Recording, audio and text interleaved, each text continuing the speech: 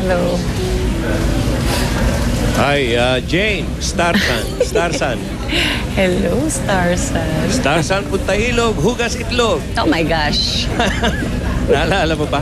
Mga kaibigan, binanggit ko kayo na siya na nung nag-uumpisa tayo ng Starsan, doon din kayo nag-uumpisa, di ba?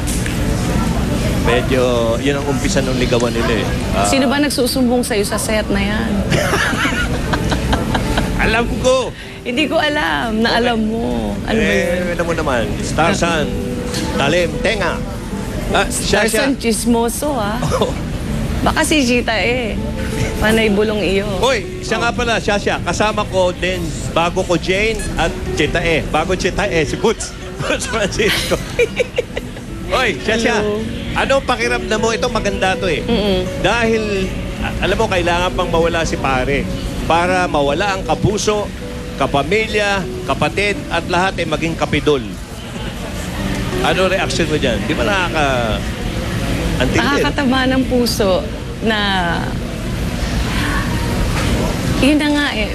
Iniisip ko yung kanina, may nakapagsabi din yan. Sabi ko talaga namang sa industriyang ito, napatunayan natin mga artista, mga singers, mga performers na talagang united din tayo, hindi ba? Nakakataba ng puso na sa panahong ito, hindi na kinokonsidera yan. Dahil talaga namang, sabi mo, kapidol. Ayan. Okay. Ito ngayon, batang-bata uli, si Lolit. Alam mo na kung bakit. Di ba anak? Magiging classmate kita sa STEM, sir. Sabi mo. Yan? After daw niyang yung makapagpahingat lahat, balak din niya magpa-STEM cell, sabi ni Sasha. Kanina, nagbigay ng ng misa ang GMA, di ba?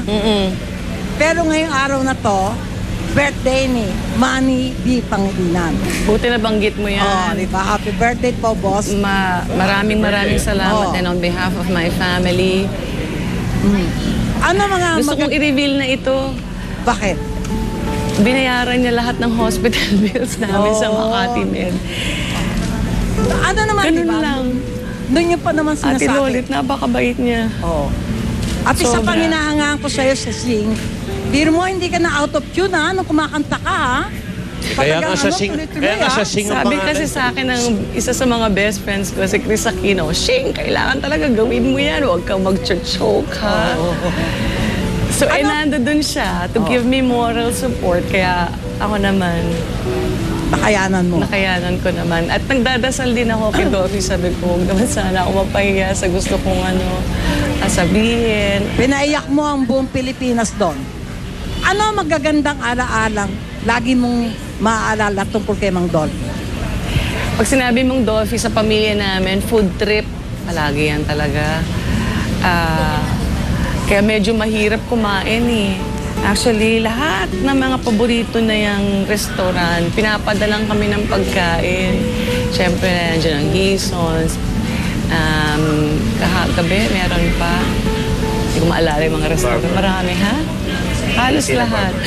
But sandali, Sasha Joey uli nabanggit mo yung Hisons. Ngayon ko lang sasabihin, pinsan ko yun eh. Is that right? Pinsan ko, sila Mila. Okay. Meron silang ipinangalan ngayon na isang cake para kay Paring Pidol. Which one? Yung cake. Oo. Yung dessert nila, papangalan nila ala Dolphy na. So, ibig sabihin yan, Paborito niya yung mocha. pupunta ka na lang doon para kainin si Dolphy. Yung mocha cake. Alam mo, close ako sa kanilang lahat. Sabihin ko sa'yo kung bakit. Yung lola ko, Dolorico Padilla, isa siyang baker. So, sa pamilya namin mga Padilla, pag hindi ka marunong mag-bake, kahiya-hiya ka. Kaya kailangan Maliit pa ako. I was probably 5. Yung sa unang-unang bakery pa ng Hisons, pumupunta na ako doon. Ang tawag nila sa akin, Sasa.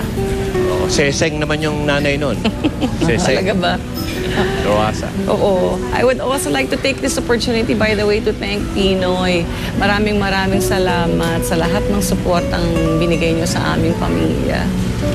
Nakaka-touch talaga. Pumunta pa siya talaga mismo at hindi namin makakalimutan yung very special presidential award na binigay niya kay Dolphy noon. It was a very proud and unforgettable moment for our family. Shasha, si Butch, no? Hello, Butch. Shasha, kasi di ba with the passing of a loved one, maraming stages, di ba? Merong grief, di ba? Merong acceptance. Pero ngayon, kung halimbawa, kung pwede magsalita ang puso mo, ano ang sasabihin nito?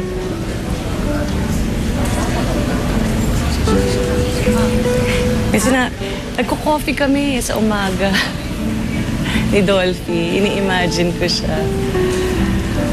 I go to the bathroom dahil maliit ang mga kwarto dito. So, nandoon ako sa ibabaw ng sink. Kanina na naman, sabi ko, Lovey,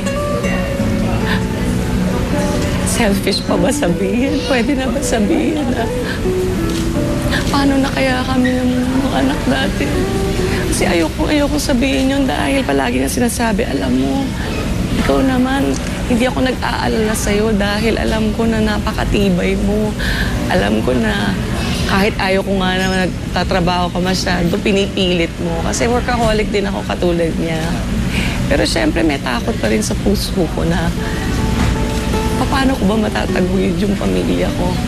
At saka yung mga, syempre, maraming lumalapit sa kanya, hindi ba? Na baka lumapit din sa akin, wala akong maibigay na tulong, natatakot ako doon. So, nagdadasal ako sa kanya na sana tulungan niya din ako from heaven na mapagpatuloy ko na maitaguyod ang aming pamilya.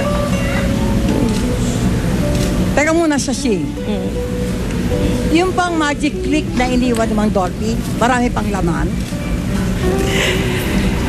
Yung magic click namin, ano ba yung magic click? Explain mo naman, Ate Loli. Hindi, yung yung ata sa case ng Mang Dolphy, di ba? Na pag na-click na ganon, maglalabas ng pera, di ba? Tapos Gibson. Ako Gibson na, yun ang lagi kong hinihintay na pag-click. Itong mga Marami huling pa ba yun? itong mga huling buwan kasi kami na nila Eric ang nagmamanage talaga ng kanyang finances. Kahit papano, nabayaran na namin lahat ng mga dapat bayaran sa RDQ Productions, sa BIR, hello po. At kahit paano naman meron naman kaming nakalap na pera, lalong-lalo na si Eric. Napakasipag niya na at maganda ang kanyang business acumen. So, kaya nga pinagkatiwala ni Dolphy yung kanyang estate kay Eric. So, kaming dalawa ni Eric ang kanyang executor. At to the very end talaga, very concerned siya na ma-provide yung kanyang family. Ang malaking bagay kay Dolphy yun na lahat maging okay, lahat magkaroon ng trabaho, lahat hindi magutom, ganyan. Concern na concern siya. Alam niyo naman ang bati niya, hindi ba? Kumain ka na ba? Palagi. Palagi. Kaya dito sa Heritage, gusto rin namin magpasalamat sa lahat ng mga nagpapadali ng mga pagkain. Talagang overflowing po ang mga pinapadala nila dahil sabi nila kanina ni Miss June, ang mga in charge ng food committee, June Torrejon, excuse me po, ay ayaw ni Tito Dolphy yan na may magugutom, kailangan kung anong kakainin ng isa, ganun ang lahat. Pero Totoo po nakakatiyak yan. ka ba sa Shing na hindi si June Rufino ang kumakain ng lahat? Hindi, dahil may bakery si June Rufino at ako'y humihingi na naman ang kanyang napakasarap na mga Si Dolar cupcakes. Guevara, hindi kaya siya? Hindi rin dahil talagang isa din siya sa mga in charge of food committee. So, talaga namang umaapaw ang pagkain. Maraming salamat sa lahat na nagdo-donate. Ang dami Saka si talaga. Manay Ichu Maceda, di ba? Talagang tumutulong sa paghahanda ng lahat ng Tama. At pagkain saka dyan. yung ang daming mga security, yung mayor ng bayan na ito. Asa ba tayo? Taguig. Tama. Taguig. Maraming Mayor, salamat po, Mayor. Cayetano. Maraming salamat, Mayor Cayetano, at hindi niyo kami pinapabayaan at ang talagang napaka-sincere ng mga taong nagbabantay sa linya, nagbibigay ng mga pagkain sa mga tao. Pasensya na po kung minsan na pagsasarang kayo ng linya kasi talagang hindi na namin ma-accommodate lahat. Yun lang, sana magkaroon nga kayo lahat ng pagkakataon na makita si Dolphy dahil gusto niya yun. Gusto niya yun.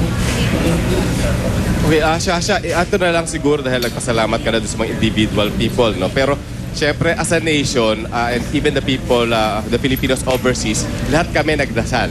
Ano ang message mo sa mga Pilipino here and abroad? Maraming salamat sa inyong lahat sa outpouring of love and support ninyo sa lahat ng prayers. Overwhelming. Hindi naman kami nagugulat na ganun kamahal ng publiko ang isang Dolphy dahil talagang ako masasabi ko napaka-bless ko na nakilala ko siya at minahal niya ako ng lubos-lubusan. Kaya naman kung yun na lang ako may susukli ko sa kanya hanggang sa kanyang last breath, gagawin ko talaga. At maraming salamat sa inyo at pinakita nyo sa amin na hindi lang kami ang nagdadalamhati sa kanyang paglisan. Thank you. At maraming salamat, Shasha. We have Thank you you. among Dolphy and the entire Quezon family in our prayers. Thank you very much. Maraming Thank salamat. you, Shasha. Thank you, Sha. Thank you, Jane. Ikaw pahinga na. Okay. Mamaya, mga kaibigan, sa aming pagbabalik, makakausap naman natin ang isa sa anak ni Pidol. Si Eric. Si Kais, mga kaibigan, Quezon. Pagbabalik na.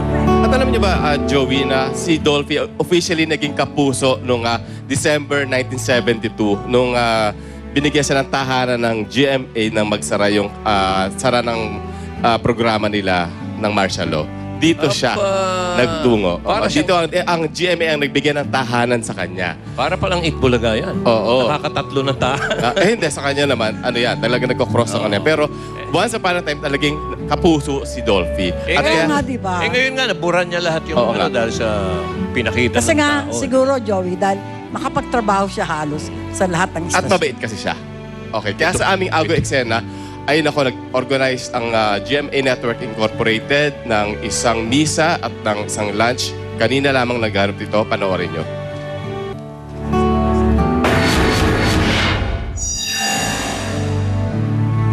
Bandang alas 11:30 ng umaga kanina, isang misa ang inorganisa ng GMA Network Incorporated sa Heritage Park sa Taguig City, kung saan nakalaga ang mga labi ng Comedy King na si Dolphy. Pinangunahan ito ni GMA Chairman and CEO Attorney Felipe Algozon at ilang network executives.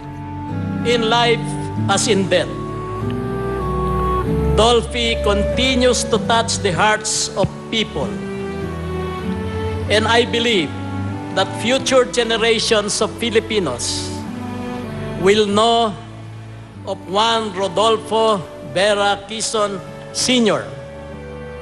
who made a difference in many lives. Kaya maraming salamat, Dolphy. Mananatili kang buhay sa aming alaala. Dumalo rin ang mga kaanak ni Dolphy sa pangunguna ni Eric at Epi Quezon. Naroon din ang ilang malalapit na kaibigan ng Comedy King sa industriya at ilang kapuso stars. Ang misa ay sinundan ng isang eulogy kung saan nag-alay ng awitin sina Regine Velasquez, Ogie Alcacid at Mark Bautista. Nagsilbi namang host si Carl Abellana. Sa naturang okasyon, isang plaque of recognition sa naging kontribusyon ng Comedy King sa industriya ang iginawa ni Attorney Felipe Algozon na tinanggap naman ni Eric at Epi Quezon. Maraming salamat sa recognition na binibigay niyo sa aming ama.